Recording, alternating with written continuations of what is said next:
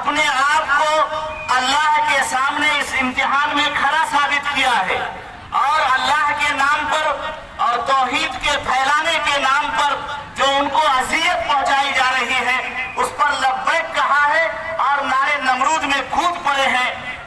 چنانچہ اللہ تبارک و تعالیٰ کا حکم آتا ہے یا نار کونی بردا و سلاما علی ابراہیم، کہ آگ ابراہیم کے لیے سلامتی کا ذریعہ اور ٹھنڈک کا ذریعہ بن گیا، بڑے گلزار بنا دیا۔ ابراہیم علیہ السلام وہاں سے نکلے ہیں، سفر کے لیے روانہ ہو گئے، بیوی سارا اور اپنے بھتیجا حضرت لوط کو لیا، اپنے وطن کو چھوڑا، ملک شام کے لیے روانہ ہو گئے۔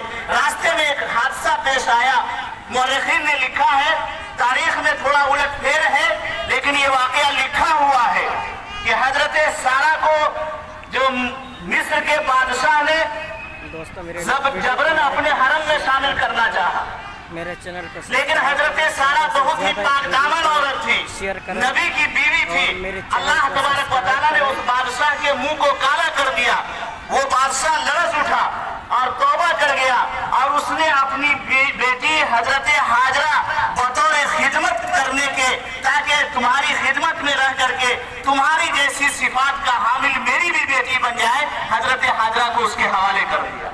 اب قافلے میں 4 فرد ہو گئے، حضرت ابراہیم علیہ السلام ہے، حضرت سارا ہے، حضرت ہاجرہ ہیں، اور ان کے بھتیجے حضرت لوط ہیں۔ یہ قافلہ چل کر کے ایک جگہ جا کر کے رکا ہے، اور پھر حضرت اسماعیل علیہ السلام کی ولادت ہوئی ہے حضرت ہاجرہ سے۔ یہ مکمل امتحان کا دور گزر رہا ہے۔ آئے جب بچہ کچھ بڑا ہوا، ابھی دودھ ہی پی رہا تھا کہ اللہ تبارک و تعالیٰ نے حکم دیا کہ ابراہیم اپنے بیٹے اسماعیل کو اور ہاجرہ کو ایسی جگہ چھوڑاؤ جہاں نہ پانی ہے، نہ دانا ہے، نہ انسان ہے، نہ چرند ہے، نہ پرند ہے، جس کو آج ہم اور آپ مکہ مکرمہ کہتے ہیں، جہاں آج خانہ کعبہ ہے، جہاں آج زمزم کا کنواں ہے۔ یہ سب یادگار ہے حضرت ابراہیم علیہ السلام اور حضرت اسماعیل علیہ السلام کی۔ چنانچہ وہاں چھوڑ دیا۔ چند دن رہے ہیں کہ پھر دوسرا امتحان آیا ہے۔ کیا امتحان آیا ہے کہ اللہ تبارک و تعالیٰ نے حکم دیا کہ ابراہیم اپنے اس ننھے معصوم کو اور اپنی بیوی کو چھوڑ کر تم فلاں جگہ چلے جاؤ۔ جس جگہ حکم آیا اسی جگہ سے مڑ گئے۔ انہوں نے یہ نہیں دیکھا کہ میری بیوی اور میرا بچہ ہے، اس کا کیا ہوگا، اس کو خبر کرنے کے لیے بھی نہیں گئے۔ حضرت ہاجرہ کی نظر پڑی کہ ابراہیم علیہ السلام رخ پھیر کر جا رہے ہیں، پیچھے دوڑی، آواز لگائی کہ سنتے جائیے، لیکن سننے کا نام نہیں۔ پھر آواز آئی کیا اللہ کا حکم ہے۔ ابراہیم علیہ السلام نے اپنی بیوی کی طرف رخ کیے بغیر کہا ہاں یہ اللہ کا حکم ہے۔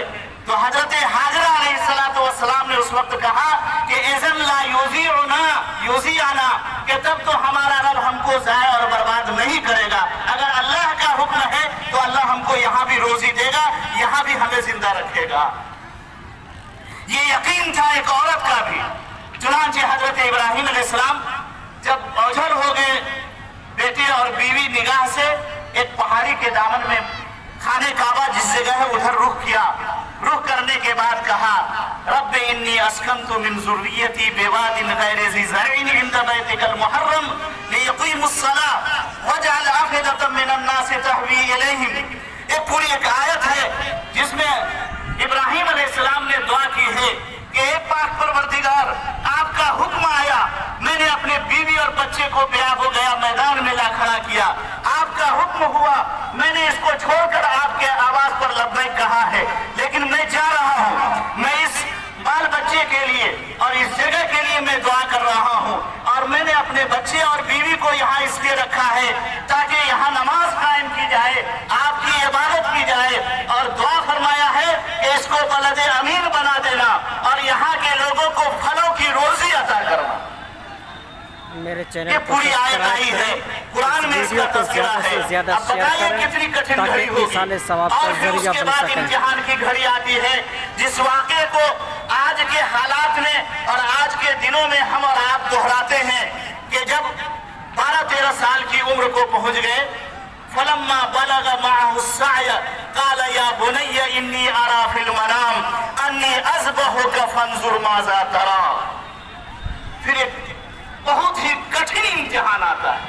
इससे पहले जितने इम्तिहान गुजरे वो उतने कठिन इम्तिहान नहीं थे, लेकिन अपने हाथ से अपने जिगर गोशे की गर्दन पर छुरी चलाना ये शायद सबसे बड़ा इम्तिहान रहा हो। और है भी, कोई बाप अपने बेटे की गर्दन पर छुरी नहीं चला सकता है, वो भी इकलौता बेटा है, वो भी 80-85 साल की उम्र में अता किया है, बुढ़ापे का सहारा है। अब अंदाजा कीजिए कितना कठिन वक्त होगा। फलम्मा बलग माअहु साय क़ाल या बुनय्या इन्नी अरा फिल मनाम। बेटे को लिया, मीना में जहां आज हाजी लोग कुर्बानी करते हैं वहां पहुंचे और बेटे को सामने खड़ा करके कहा कि बेटा मैंने ख्वाब में देखा है कि मैं तुझको ज़बह कर रहा हूं। अंदाजा कीजिए, शैतान को रहा नहीं गया, शैतान को रहा नहीं गया। शैतान दौड़ा दौड़ा, जब इब्राहिम अलैहिस्सलाम लेकर के आ रहे थे रास्ते में, तो शैतान आया, कहा कि कहाँ ले जा रहे हैं, इसको ज़बह कीजिएगा, बुढ़ापे में आपको इकलौता बेटा मिला है, आप इसको क्यों ज़बह कर रहे हैं? अरे वो तो ख्वाब है, आप ख्वाब को हकीकत में क्यों बदलने जा रहे हैं? तो वहां इब्राहिम अलैहिस्सलाम ने कंकड़ी मारी है, पत्थर मारा है। और आज हाजी लोग जाते हैं तो रमिए जेमार करते हैं, वही शैतान को कंकड़ी मारते हैं। फिर कुछ आगे बढ़े, फिर शैतान ने आकर के इब्राहिम और इस्माइल को बहकाना चाहा। फिर हजरत इब्राहिम ने वहां 7 पत्थर उठा करके मारे हैं।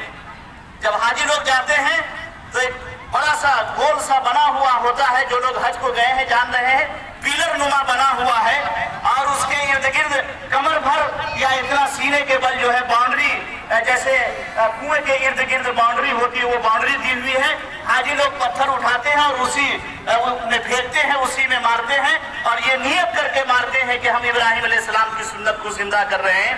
अब अंदाजा कीजिए कि लाखों की तादाद में एक पिलर के नीचे कंकड़ी डाली जाती है, अगर आप झांक कर देखिएगा तो वहां कंकड़ी बराए नाम मिलेगी। अल्लाह का ऐसा निजाम, फरिश्ते उस कंकड़ी को वहां से हटा देते हैं, पूरा एक सिस्टम अल्लाह ने बना रखा। चुनांचे दूसरी मर्तबा भी कंकड़ी मारा, तीसरी जगह पहुंचे तो फिर वहां शैतान ने घेरा, वहां भी आपने कंकड़ी मारी। शैतान समझ गया कि इब्राहिम के रास्ते में हम रखना नहीं डाल सकते, चुनांचे वो भागा भागा गया हजरत हाजरा अलैहिस्सलाम, वहां इंसानी शक्ल में गया, एक बुजुर्ग आदमी बन करके गया, खैरखा बन करके गया, हाथ में तस्बीह लिए हुए है, लंबी लंबी दाढ़ी है, और आया, दस्तक दिया, कौन? तो मैं फला हूँ, क्या बात है? अरे इब्राहिम और इस्माइल कहाँ गए हैं? तो कहीं गए हैं, तो नहीं मालूम तुमको? नहीं। अरे इब्राहिम अपने बेटे इस्माइल को ज़बह करने के लिए ले गए हैं। तो पूछा कि वाकई कहा, फिर क्यों ज़बह करने के लिए? बाप क्यों ज़बह करेगा अपने बेटे को? तो शैतान ने कह दिया कि अल्लाह ने हुक्म दिया है कि इस्माइल को ज़बह करो। इतना सुनना था कि हजरत हाजरा सर पकड़कर चीखने लगी, चिल्लाने लगी, इसलिए नहीं कि बेटे को ज़बह किया जा रहा है, वो इसलिए रोने लगी, या इब्राहिम तुम्हें क्या हो गया? जब अल्लाह का हुक्म आया था तो तुमने मुझको अल्लाह के हुक्म में शामिल क्यों नहीं किया? मुझे भी बतला दिया होता, मैं अपने बेटे के हाथ को पकड़ती, मैं अपने बेटे के सीने पर चढ़ती, मैं अपने बेटे के पांव को पकड़ती, तुमको ज़बह करने में आसानी होती। अब शैतान ने सुना तो शैतान दंग रह गया कि इब्राहिम तो इब्राहिम वो मर्द है, ये औरत जात भी ऐसी बात कर रही है। शैतान ने फिर धक्के लगाने की कोशिश किया। हजरत हाजरा ने कहा कि मरदूद सुन लो, अगर अल्लाह ने 10 इस्माइल दिया होता और अल्लाह का हुक्म होता 10 इस्माइल को कुर्बान कर देने का, तो मैं खुद बजाते खुद 10 इस्माइल को अपने हाथ से कुर्बान करने के लिए तैयार हो जाती। ए मेरे भाइयों, एक औरत के ईमान का जज्बा देखिए, ईमानी ताकत देखिए। आज हम और आप जब अल्लाह के नाम पर कुर्बानी देने की बात आती है, अल्लाह के नाम पर अल्लाह के रास्ते में खर्च करने की बात आती है, तो हम और आप बगले भागते हैं। हमारी माएं और बहनों की बात तो छोड़ दीजिए, आज 2-4 रुपए खर्च करने के लिए